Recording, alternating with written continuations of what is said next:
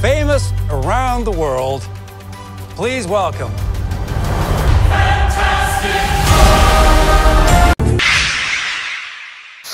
This storyline tackles it all, a very entertaining way. First film, pero naipakita nila kung paano makipaglaban ang first family in a godlike being to fight as a family. Kaya para sa storyline, I give this a perfect 10 points. Vanessa Kirby o Sue Storm plays well as the heart of the team. Ramdam ang bigat ng pinagdaanan ng karakter dahil sa husay ng kanyang pagganap. Ang pagbitaw niya ng linya sa eksena habang kinakausap ang mga tao ay napaka-iconic. Pedro Pascal as Reed Richard doesn't get much my attention dahil siguro hindi ako sanay sa Reed Richard na may bigote, pero understandable naman kasi nga it was from another earth. Same as Joseph Quinn dahil madami siyang eksena na kasama si Julia Garner na magbibigay sa kanya ng highlight. Hindi nagmarka sa akin ang mga yon. Kay Ebon Moss-Bachrach as Ben Grimm naman ay maaaring dahil sa karakter niya na taong bato. Mahirap mag-express ng emotion under that prosthetic or CGI ay hindi ko naramdaman ang galing niya as the said character, and kaya para sa acting, I give this movie an 8 points.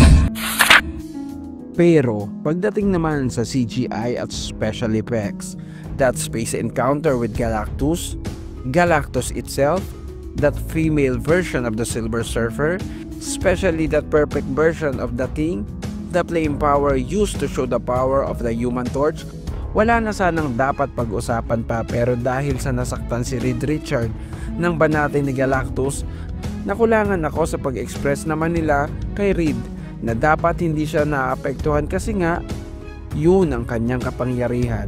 Okay na sana. Kaya para sa CGI and special effects, I give this a 9 points. This movie mostly focused on building the character, introducing who they are, the kind of Earth where they are. Fight scene na happen only twice in the entire movie, encounter from the space, and the final heart-warming battle. Pero kahit ganoon man, hindi na din masama. The Thing shows his strength many times, the amazing flame power of a Human Torch, and especially the OP of Sue Storm na magugulat ka dahil kaya nitong maitulak si Galactus. Kaya para sa fight scene, I give this a 9 points. Shorts!